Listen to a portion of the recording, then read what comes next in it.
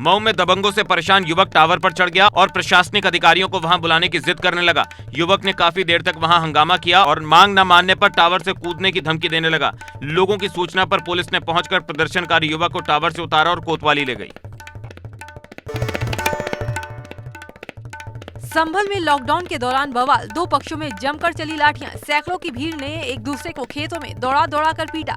बवाल का video social media पर हुआ वायरल वीडियो में साफ है कि कैसे लोग एक दूसरे पर जमकर लाठियां बरसा रहे हैं। पुलिस ने वीडियो को संज्ञान में लेते हुए 5 लोगों को गिरफ्तार कर जेल भेज दिया। थाना गुन्नौर के गांव पतई कायस्थ की घटना।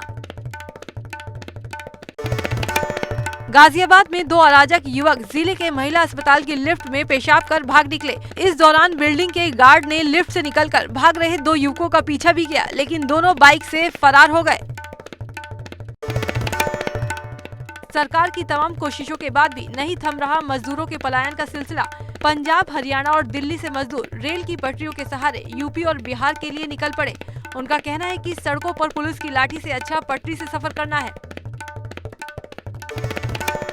जालौन में कोरोना पॉजिटिव मरीजों के मिलने का सिलसिला लगातार जारी है। मरीजों की संख्या बढ़कर अब 10 तक पहुंची। बुधवार को एक सब्जी वाला कोरोना पॉजिटिव पाया गया था, जो पूर्व में कोरोना पॉजिटिव महिला के संपर्क में आया था। अब एक छात्र कोरोना पॉजिटिव निकला है और उसके परिजनों को क्वारंटीन किया गया है। शामली में 2 फल और सब्जी विक्रेताओं की रिपोर्ट कोरोना पॉजिटिव आने से हड़कंप मच गया। पुलिसकर्मी भी दहशत में हैं, क्योंकि जिन फल और सब्जी विक्रेताओं को कोरोना हुआ है उनकी दुकान के बगल में ही पुलिस लाइन है। पुलिस ने मंडी के साथ पूरी पुलिस लाइन और वहां खड़ी पुलिस की गाड़ियों को भी सैनिटाइज कराया।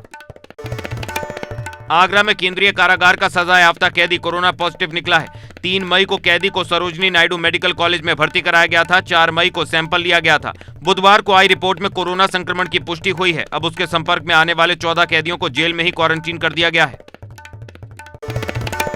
लॉकडाउन के चलते दूसरे राज्यों में फंसे लखनऊ, हरदोई और बाराबंकी जिले के 1220 लोगों को लेकर श्रमिक स्पेशल ट्रेन बाराबंकी पहुंची, जिसके बाद सभी मजदूरों की थर्मल स्क्रीनिंग की गई और उन्हें अपने अपने घरों के लिए बस से रवाना किया गया। इस दौरान लोगों ने सरकार का धन्यवाद भी दिया। मजदूरों को लेकर महाराष्ट्र के भुसावल से चलकर उन्नाव पहुंची ट्रेन। मजदूरों को स्टेशन से घर भेजने के लिए 50 रोडवेज बसें लगाई गयी। डीएम ने बताया कि श्रमिकों को फूड पैकेट दिए गए हैं, जिससे उन्हें खाने में कोई दिक्कत ना हो। गुजरात के सूरत से 1200 प्रवासी मजदूरों को लेकर स्पेशल श्रमिक ट्रेन बांदा रेलवे स्टेशन पहुंची। ट्रेन में सबसे अधिक 975 मजदूर बांदा और दूसरे जनपदों के थे। सभी श्रमिकों की स्टेशन में ही थर्मल स्क्रीनिंग करने के बाद उन्हें बसों से गृह जनपद भेजा गया। मजदूरों को यहां पहुंचने के लिए 600 रुपए का किराया चुकाना पड़ा। लॉकडाउन के चलते देश के कई हिस्सों में प्रवासी मजदूरों का पलायन जारी। हरियाणा, गुड़गांव, भिवाड़ी, रेवाड़ी से चलकर एटा पहुंचे 421 प्रवासी मजदूर। यूपी रोडवेज की 9 बसों में बैठाकर उनके जनपदों के लिए रवाना किया गया। हाथरस जिले में 2 और कोरोना पॉजिटिव केस मिले हैं। 10 लोगों के सैंपल जांच के लिए भेजे गए थे, जिनमें 2 लोगों में संक्रमण की पुष्टि हुई। एक ही दिन में 2 पॉजिटिव केस मिलने से प्रशासन सतर्क। सासनी कस्बे को हॉटस्पॉट एरिया घोषित किया गया। बांदा में 4 नए कोरोना पॉजिटिव केस मिलने से हड़कंप मच गया। मेडिकल कॉलेज के बाद सफाई कर्मी को हुआ कोरोना। वार्ड बॉय समेत 2 मजदूरों की रिपोर्ट भी आई पॉजिटिव। जिले में अब तक 21 कोरोना पॉजिटिव मरीज, 3 मरीज हो चुके हैं ठीक।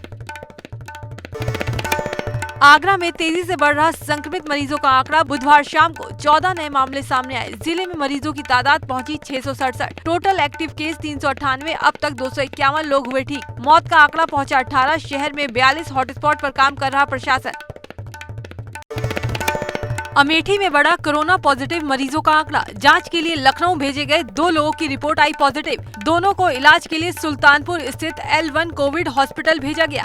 1 मई को राजस्थान के अजमेर से लौटे थे दोनों युवक। जिले में मरीजों की संख्या पहुंची 3।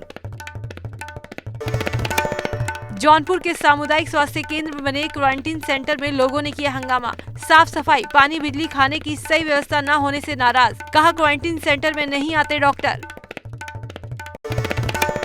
लॉकडाउन के चलते पिछले 40 दिनों से कानपुर में फंसे राजस्थान के श्रमिकों और परिवारों को कानपुर के झकरकटी बस स्टैंड से स्क्रीनिंग के बाद रवाना कर दिया गया। 12 बसों के जरिए 320 यात्रियों को रवाना किया गया। यात्रियों के लिए खाने पीने की व्यवस्था भी की गई। यात्रियों को सोशल डिस्टेंसिंग के बारे में बताया गया और एक बस में 27 से 30 यात्री ही भेजे गए। कानपुर से चलने के बाद ये बस सीधे भरतपुर ही रुकेगी। मेरठ में फल सब्जी विक्रेताओं के लगातार पॉजिटिव आने और उनकी मौत से जिला प्रशासन में हड़कंप। सब्जी मंडियों को बंद कर सैनिटाइज का काम शुरू। लोगों को दिक्कत न हो इसके लिए सब्जी मंडी को जागृति विहार शिफ्ट करने का प्रशासन ने लिया फैसला। यूपी में नया स्टॉक आने तक पुराने रेट पर मिलेगी शराब। दुकानों पर मौजूदा स्टॉक को पुराने रेट पर बेचने के निर्देश। सभी जिला आबकारी अधिकारी को भेजे गए स्टॉक को पुराने रेट पर बेचने के निर्देश। यूपी के कैबिनेट मंत्री लक्ष्मी नारायण चौधरी ने कोविड-19 से चल रही जंग में बढ़ाए मदद के हाथ। मुख्यमंत्री कोविड केयर फंड में डाले 1 करोड़ 80 लाख रुपए का चेक।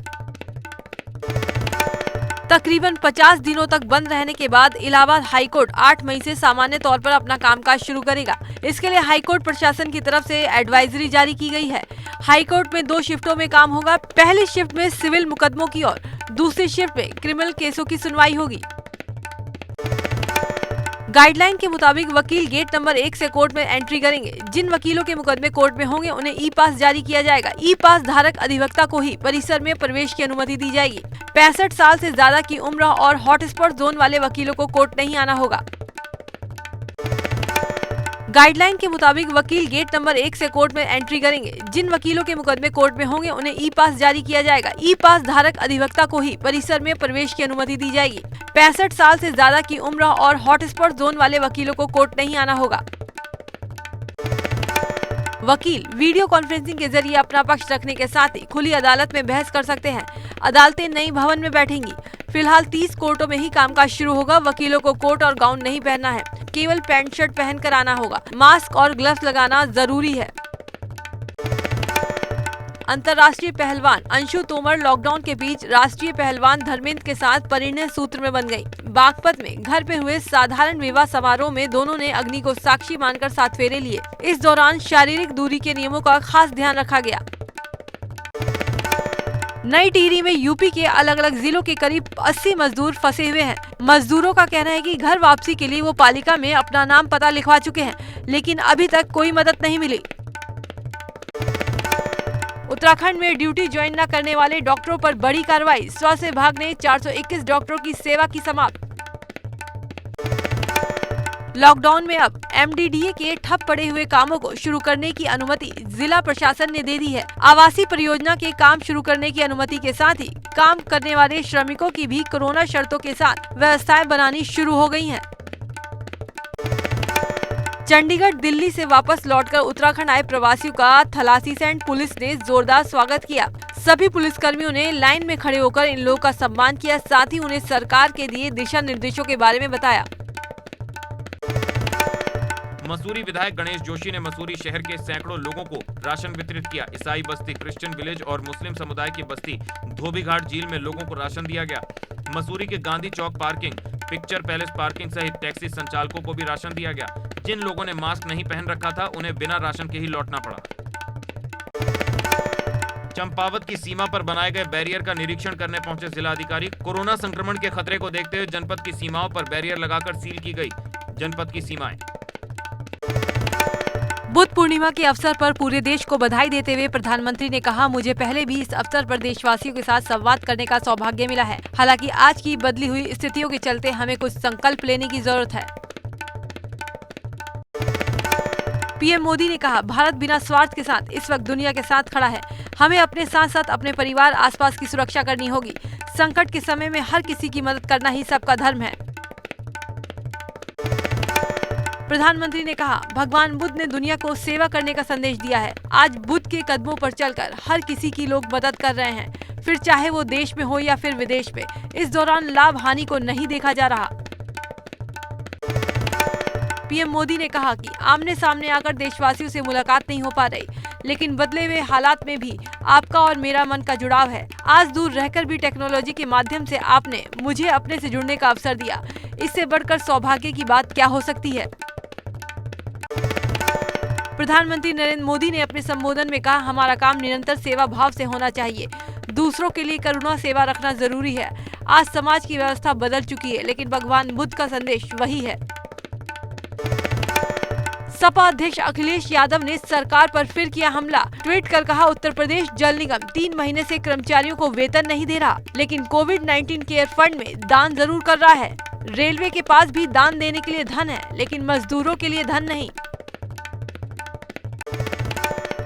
शिक्षकों की भर्ती पर सीएम योगी का आदेश, 1 हफ्ते के अंदर सुनिश्चित हो भर्ती प्रक्रिया। 69,000 शिक्षकों की भर्ती प्रक्रिया सुनिश्चित की जाए। सीएम ने कहा, शिक्षक भर्ती मामले में सरकार की रणनीति सही। हाईकोर्ट के फैसले के खिलाफ शिक्षा मित्र जाएंगे सुप्रीम कोर्ट। शिक्षक भर्ती मामले पर हाईकोर्ट ने सुनाया है फैसला। यूपी सरकार के शासनादेश को बताया सही। 65 से 60% के कट ऑफ पर होगी बेसिक शिक्षकों की भर्ती। यूपी के डिप्टी सीएम केशव प्रसाद मौर्य के जन्मदिन पर उनके गृह नगर प्रयागराज में सादगी के साथ बीजेपी कार्यकर्ताओं ने हवन किया और उनकी लंबी उम्र और सेहतमंद रहने की प्रार्थना की। सोशल डिस्टेंसिंग का पालन करते हुए कार्यक्रम में बीजेपी सांसद और विधायक ने शिरकत की। कार्यक्रम में शामिल लोगों ने इस मौके पर 2.5 लाख रुपए की रकम कोविड राहत कोष में दी।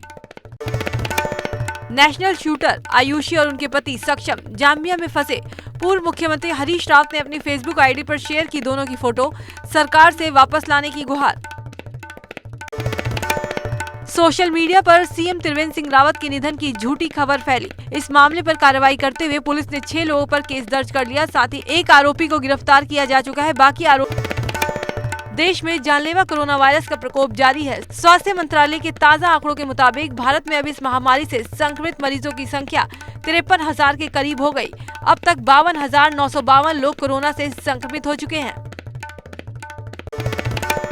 कोरोना वायरस से देश में 1,783 लोगों की मौत हो चुकी है। हालांकि 1,567 लोग ठीक भी हुए हैं। एक्टिव केस 35,902 हैं। पिछले 24 घंटों में देश में करीब 3500 नए मामले सामने आए और करीब 90 लोग की मौत हुई। पिछले 3 दिनों में संक्रमण बढ़ने की रफ्तार सबसे तेज है।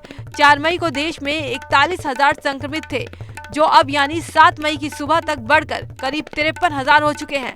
हर रोज औसतन 3500 नए मामले सामने आ रहे हैं। पूर्व मुख्यमंत्री नारायण राजे के बेटे और बीजेपी विधायक नितेश राणे ने ट्विटर पर एक वीडियो पोस्ट किया है, जिसको लेकर हड़कंप मचा हुआ है। वीडियो मुंबई के सायन अस्पताल का बताया जा रहा है, जहां मरीजों के बगल में कोरोना से मृत मरीजों की लाश रखी गई है। महाराष्ट्र में 24 घंटे में 1233 नए मामले सामने आए। इस दौरान 34 लोग की मौत हुई। इसके साथ ही महाराष्ट्र में कोरोना वायरस से अब तक 651 लोग की जान जा चुकी है। यहाँ पर कोरोना के कुल 16,758 केस हो चुके हैं।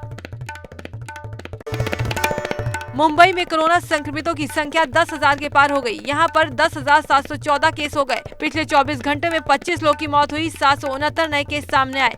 मुंबई में अब तक 412 लोग कोरोना से दम तोड़ चुके हैं। गुजरात में पिछले 24 घंटे में कोरोना संक्रमण के 380 नए मामले सामने आए। स्वास्थ्य विभाग के मुताबिक राज्य में संक्रमितों की तादाद 6,625 तक पहुंच गई। अब तक 1500 लोग ठीक हो चुके हैं और 396 की मौत हो चुकी है। गुजरात में एक दिन में 28 मरीजों की मौत हो गई। राज्य में कोरोना वायरस संक्रमण से सर्वाधिक प्रभावित शहर अहमदाबाद है। यहाँ बुधवार को कुल मामलों में से 291 मामले सामने आए। साथ ही यहाँ 25 लोगों की जान चली गई। कोरोना वायरस का संक्रमण राजधानी दिल्ली में तेजी से पांव पसार रहा है। बुधवार को यहाँ 428 नए मामले सामने आए, जबकि 1 मरीज की मौत हो गई। एक दिन में मिले अब तक के सर्वाधिक मामले हैं। राजधानी दिल्ली में मरने वालों का आंकड़ा 65 हो गया। इसके अलावा 74 मरीज ठीक होने के बाद घर भेज दिए गए। इसी के साथ मरीजों की संख्या 5,532 हो गई। 1299 मरीज बड़े अस्पतालों में भर्ती हैं। विश्व स्वास्थ्य संगठन ने चेतावनी दी है कि अगर लॉकडाउन खोलने में लापरवाही हुई तो फिर से लॉकडाउन लागू करना पड़ सकता है। WHO ने कहा, लॉकडाउन के लौटने का खतरा वास्तविक है। अगर देश सावधानी और चरणबद्ध तरीके से काम नहीं करेंगे तो बीमारी लौटने का डर है। WHO ने सुझाया कि देशों को हेल्थ सिस्टम में निवेश करना होगा और सर्विलांस सिस्टम पर जोर देना होगा। इसके साथ ही टेस्ट और कॉन्ट्रैक्ट ट्रेसिंग पर भी ध्यान देना होगा। दुनिया भर में कोरोना से तबाही जारी है। दुनिया के 212 देशों में से पिछले 24 घंटे में 94,261 नए कोरोना के मामले सामने आए। मरने वाले लोगों की संख्या में 6,784 का इजाफा हो गया। वर्ल्डोमीटर के मुताबिक दुनिया भर में अब तक 38,18,779 लोग कोरोना वायरस से संक्रमित हो चुके हैं। इनमें से 2,64,000 की मौत भी हो चुकी है। वहीं 12,98,000 लोग संक्रमण से मुक्त भी हुए हैं। अमेरिका में कोविड-19 से हर दिन औसतन 2,000 लोग की मौत हो रही है। बुधवार को 24,459 नए केस सामने आए और 2,528 कोरोना पीड़ितों की मौत हो गई। पूरी दुनिया के करीब 1/3 कोरोना मरीज अमेरिका में ही हैं। यहाँ करीब 13 लाख लोग कोरोना से प्रभावित हो चुके हैं। अमेरिका में कोरोना वायरस के मरीजों की संख्या बढ़कर 12,63,092 हो गई। वहीं कुल 74,799 लोग की मौत हो चुकी है। हालांकि 2,12,000 लोग ठीक भी हुए हैं। अमेरिका के न्यूयॉर्क शहर में सबसे ज्यादा 3,33,491 केस सामने आए। सिर्फ न्यूयॉर्क में ही 25,956 लोग मारे जा चुके हैं। इसके बाद न्यू जर्सी में 1,33,059 कोरोना मरीजों में से 8,872 लोग की मौत हुई। इसके अलावा मैसाचुसेट्स, इलिनॉइस भी सबसे ज्यादा प्रभावित शहर हैं। आंध्र प्रदेश के विशाखापट्टनम में एक फार्मा कंपनी में गैस लीकेज का मामला सामने आया। आर वेंकटपुरम में स्थित विशाखा एलजी पॉलीमर कंपनी से खतरनाक जहरीली गैस का रिसाव हुआ। इस जहरीली गैस के कारण फैक्ट्री के 3 किलोमीटर के इलाके प्रभावित हुए। 5 गांव को एहतियात के तौर पर खाली करा लिया गया। एलजी पॉलीमर कंपनी में गैस लीकेज के बाद एक बच्चे समेत 8 लोग की मौत हो गई। एनडीआरएफ और एसडीआरएफ की टीमों ने मौके पर पहुंचकर गैस रिसाव पर काबू पा लिया। घायल लोगों को रेस्क्यू कर अस्पताल में भर्ती करवाया गया। इस मामले में पुलिस ने केस भी दर्ज कर लिया। प्रधानमंत्री ने विशाखापट्टनम की घटना को लेकर चिंता जाहिर की। उन्होंने ट्वीट कर लिखा, गृह मंत्रालय और नेशनल डिजास्टर मैनेजमेंट अथॉरिटी इस मामले पर नजर रखे हुए है। प्रधानमंत्री ने इस मामले को लेकर आंध्र प्रदेश के मुख्यमंत्री जगन रेड्डी के साथ भी बात की। पीएम ने हर संभव मदद का भरोसा दिलाया। केंद्रीय गृह मंत्री अमित शाह ने ट्वीट कर कहा, विशाखापट्टनम की घटना परेशान करने वाली है। एनडीएमए के अधिकारियों और संबंधित अधिकारियों से बात की गई है। हम स्थिति पर लगातार और बारीकी से नजर बनाए रखे हुए हैं। कांग्रेस नेता राहुल गांधी ने घटना पर अफसोस जाहिर करते हुए कांग्रेस कार्यकर्ताओं से मदद की अपील की। राहुल ने ट्वीट कर कहा, मैं कांग्रेस कार्यकर्ताओं नेताओं से अपील करता हूं कि वो प्रभावित लोगों को सभी जरूरी मदद करें। उन लोगों के परिवारों के प्रति मेरी संवेदनाएं जो किसी अपने को खो चुके हैं। अस्पताल में भर्ती घायल जल्द स्वस्थ हों। केंद्रीय गृह राज्य मंत्री जी किशन रेड्डी ने इस मामले में ट्वीट कर संवेदना जाहिर की। उन्होंने लिखा, विशाखापट्टनम में एक निजी गैस कंपनी में रिसाव मारे गए लोगों के परिवारों के प्रति मेरी संवेदनाएं। इस अभूतपूर्व और दुर्भाग्यपूर्ण घटना ने सैकड़ों लोगों को प्रभावित किया है। विशाखापट्टनम की घटना पर मुख्यमंत्री योगी आदित्यनाथ ने ट्वीट कर पीड़ित परिवार के प्रति अपनी शोक संवेदना प्रकट की। सीएम योगी ने घायलों के जल्द ठीक होने की कामना की। सपा अध्यक्ष अखिलेश यादव ने विशाखापट्टनम गैस लीक हादसे में मारे गए लोगों को श्रद्धांजलि दी। अखिलेश यादव ने ट्वीट कर मृतकों रामपुर में एक पड़ोसी ने अपने पड़ोसी की चाकू से गोदकर हत्या कर दी और फरार हो गया। हत्या के बाद से इलाके में कोहराम है। फिलहाल पुलिस ने मामला दर्ज कर शव को पोस्टमार्टम के लिए भेज दिया है। बताया जा रहा है दोनों पड़ोसियों के बीच नाली का पानी रुक जाने को लेकर विवाद चल रहा था। काशीपुर में चोरों ने एक मंदिर को निशाना बनाते हुए मंदिर में रखी मूर्तियों सहित अन्य सामान चोरी कर लिया। काशीपुर के आर्य नगर स्थित चामुंडा मंदिर में जब पुजारी ने सुबह ताला खोला तो वो भी सन्न रह गए। मंदिर में सारा सामान बिखरा पड़ा था। मूर्तियों समेत दान पात्र में रखे पैसे, तांबे के पात्र भी गायब थे। जानकारी के बाद पुलिस ने मामले की छानबीन शुरू कर दी है। वाराणसी के शिवपुर थाना क्षेत्र में मुर्गा व्यवसायी की ईंट से कुचलकर बेरहमी से हत्या कर दी गई। 3 युवक एक साथ शराब पी रहे थे। इसी बीच किसी बात को लेकर उनमें कहासुनी हो गई। बात इतनी बड़ी कि व्यवसायी के सिर पर ईंट से हमला कर दिया गया। आनंद फानन में मनीष को पुलिस की मदद से अस्पताल पहुंचाया गया, जहां डॉक्टरों ने उसे मृत घोषित कर दिया। पुलिस ने इस मामले में सुरेश नाम के युवक को गिरफ्तार कर लिया, जिससे पूछताछ जारी है। वहीं मुख्य आरोपी काकू अब भी फरार। प्रयागराज के मांडा थाना क्षेत्र में एक ही परिवार के 3 सदस्यों की हत्या से सनसनी। मृतकों में 2 महिलाएं और 1 पुरुष शामिल। सूचना मिलने पर मौके पहुंची पुलिस ने शव को कब्जे में लेकर पोस्टमार्टम के लिए भेजा। सीएम योगी ने लिया घटना का संज्ञान, जिसके बाद पुलिस, फॉरेंसिक एक्सपर्ट और डॉग स्क्वाड की टीम मौके पर पहुंची। घटनास्थल की जांच की जा रही है। इस वारदात को किसने और क्यों अंजाम दिया, इसका खुलासा नहीं हो पाया। उधम सिंह नगर में 12 साल की किशोरी की हत्या के मामले में पुलिस ने उसकी सौतेली मां और पिता को गिरफ्तार किया। यूपी के पीलीभीत के न्यूरिया की रहने वाली किशोरी के नाना ने पुलिस को तहरीर दी है। मामला सितारगंज कोतवाली इलाके का है। हापुड़ की सिंभावली पुलिस और बदमाशों के बीच मुठभेड़, 2 बदमाश पैर में गोली लगने से घायल। 2 महीने पहले सिंभावली क्षेत्र में मुनीम से लूटे थे 2.5 लाख रुपए। दोनों बदमाशों पर घोषित है 25-25 हजार रुपए का इनाम। रुड़की के टोडा कल्याणपुर गांव में ग्रामीणों और सेना में झड़प, रास्ते के विवाद को लेकर हुई कहासुनी, दोनों पक्षों में जमकर हुई नोकझोंक और पत्थरबाजी, एक महिला घायल। पीलीभीत के बिलसंडा में पुलिस और ग्रामीणों में भिड़ंत, देर रात पुलिस की गश्त के दौरान हुई झड़प, जमकर हुई मारपीट, कई लोग जख्मी। महामारी अधिनियम समेत तमाम धाराओं में 23 नामजद समेत 50 अज्ञात आरोपियों पर केस दर्ज। औरैया के बिधुना कोतवाली क्षेत्र में शराब के नशे में 2 लोग आपस में भिड़ गए। मामूली बात को लेकर हुई कहासुनी में दोनों पक्षों से परिवार के लोग आ गए और एक दूसरे पर जमकर लाठी डंडे चलाए। मारपीट और हंगामे का वीडियो सोशल मीडिया पर वायरल हो गया। वहीं मारपीट में महिला समेत 3 लोग गंभीर रूप से घायल हो गए, जिन्हें स्वास्थ्य केंद्र में भर्ती करवाया गया। दोनों पक्षों की तहरीर पर पुलिस ने 3 लोगों पर दर्ज कर कार्रवाई शुरू कर दी।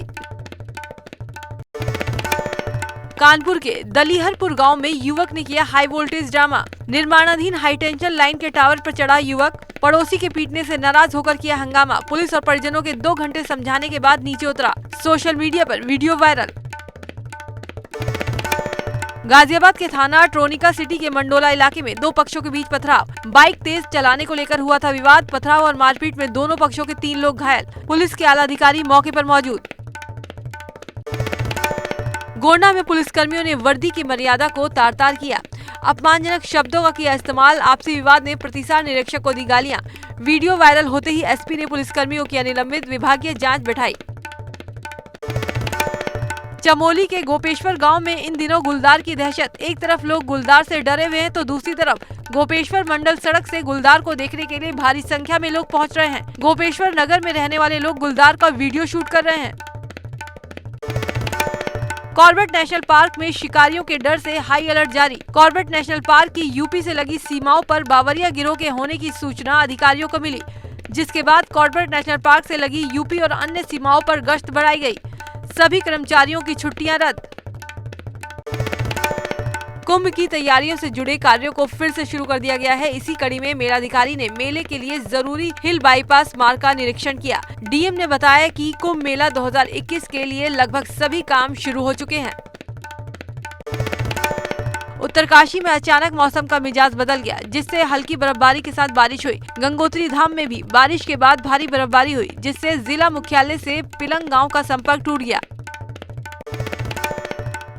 उधम सिंह नगर में बारिश ने गेहूं की खड़ी फसल को नुकसान पहुंचाया है। बारिश से गेहूं के खेतों में पानी भर गया। करीब 40 से 50% गेहूं की कटाई हो चुकी है, लेकिन कटी फसल को रखने के लिए सभी किसानों के पास पर्याप्त और सुरक्षित जगह नहीं है। यमुना घाटी के कई गांवों में ओलों की बरसात से खेतों में खड़ी फसलें बर्बाद। बड़कोट के किसानों ने सरकार से नुकसान का आकलन कराकर क्षतिपूर्ति की मांग की। लॉकडाउन के बीच बेमौसम बारिश और ओलावृष्टि ने काशीपुर में किसानों के माथे पर चिंता की लकीरें खींच दी हैं। इस प्राकृतिक आपदा के कारण वहां सब्जी उत्पादक, फूल उत्पादकों और किसानों के आगे भविष्य को लेकर रोजी रोटी का संकट खड़ा हो गया है। तो वहीं किसान अब इस नुकसान की भरपाई को लेकर सरकार से मुआवजे की मांग करने लगे हैं। कोरोना जैसी महामारी और उस पर कुदरत की मार ने किसानों को पूरा तोड़कर रख दिया है। पिछले 2 दिन से लगातार हो रही बारिश और ओलावृष्टि से हल्द्वानी के किसानों की फसल चौपट हो गई है। लॉकडाउन के चलते किसानों की फसल बाजार तक नहीं पहुंच पा रही है। लगातार हो रही बारिश के कारण खेतों में तैयार फसल पूरी तरह बर्बाद हो चुकी है और ऐसे में किसान बेहद परेशान है। रुड़की में भी बदलता मौसम एक बार फिर किसानों के लिए मुसीबत भरा साबित हुआ। बारिश ने किसानों की साल भर की मेहनत पर पानी फेर दिया। किसानों को अब गेहूं की फसल कटाई के लिए सूखने का इंतजार करना पड़ेगा। उत्तरकाशी में लगातार हो रही ओलावृष्टि से किसानों की फसल बर्बाद। भटवाड़ी ब्लॉक और रूंडा ब्लॉक में भारी ओलावृष्टि ने मचाई तबाही। खेतों में गेहूं, जौ, मटर, आलू, प्याज, लहसुन, धनिया की फसलें बर्बाद। केदारनाथ धाम में मई के महीने में भी जमकर बर्फबारी हो रही है। गर्मी के मौसम में ठंडी का एहसास हो रहा है। बर्फबारी के चलते केदारनाथ धाम के तापमान में काफी गिरावट आई। अभी भी केदारनाथ धाम में 5 फीट से अधिक तक पुरानी बर्फ जमी है। नगर पंचायत ने बद्रीनाथ धाम में पुराण प्रसिद्ध शेष नेत्र झील की सफाई करवाई। कुछ दिन पहले ये झील पूरी तरह से बर्फ के आगोश में थी। अब बर्फ पिघलते ही इस झील का नजारा बहुत सुंदर और आकर्षक लग रहा है। ऑस्ट्रेलिया के सलामी बल्लेबाज डेविड वार्नर मानते हैं कि विराट कोहली और स्टीव स्मिथ समान रूप से अपनी टीमों का मनोबल बढ़ाते हैं, लेकिन दोनों का बल्लेबाजी का जज्बा और जुनून एक दूसरे से अलग है। उन्होंने कहा कि कोहली विपक्षी टीम को कमजोर करने के लिए रन जुटाते हैं, जबकि स्मिथ अपनी बल्लेबाजी का लुत्फ उठाते हैं। कोरोना संकट का असर उबर पर। उबर ने एक साथ 3700 कर्मचारियों की छटनी का ऐलान किया। कहा, कम ट्रिप वॉल्यूम और मौजूदा हायरिंग फ्रीज के कारण उबर अपने कस्टमर सपोर्ट और रिक्रूट्स टीम को कम कर रहा है। Federation of western India cine employees ने एक वर्चुअल मीटिंग में फिल्मों की शूटिंग को लेकर दिशा निर्देशों को ध्यान में रखते हुए शुरू करने पर चर्चा की। हालांकि फिल्मों या शोज की शूटिंग जुलाई से पहले शुरू नहीं हो पाएगी। FWICE के प्रमुख ने बताया, हम शूटिंग के लिए अपने किसी भी कर्मचारी की सेहत को खतरे में नहीं डाल सकते। दिशा पाटनी ने अपनी फिल्म मलंग के एक्ट्रेस कुणाल खेमू, अनिल कपूर और आदित्य राय कपूर से बातचीत की। इस बातचीत की फोटो दिशा ने अपने इंस्टाग्राम पर शेयर की। फोटो शेयर करते हुए दिशा ने लिखा, यहाँ सिर्फ सकारात्मकता देखने को मिलेगी। टीवी शो ये रिश्ता क्या कहलाता है कि स्टार मोहसिन खान ने अपने फैंस के लिए एक वीडियो शेयर किया है। वीडियो में मोहसिन और Shivangi Joshi romantic dance rehearsal करते दिखाई दे रहे हैं। सॉन्ग है सलमान खान की फिल्म भारत का चाशनी। ये वीडियो फैंस के लिए किसी ट्रीट से कम नहीं है। बॉलीवुड की देसी गर्ल प्रियंका चोपड़ा के चाचा के साथ दिल्ली में लूटपाट की वारदात हुई है। इस मामले में नॉर्थ वेस्ट दिल्ली के मॉडल टाउन थाने में केस भी दर्ज किया गया है।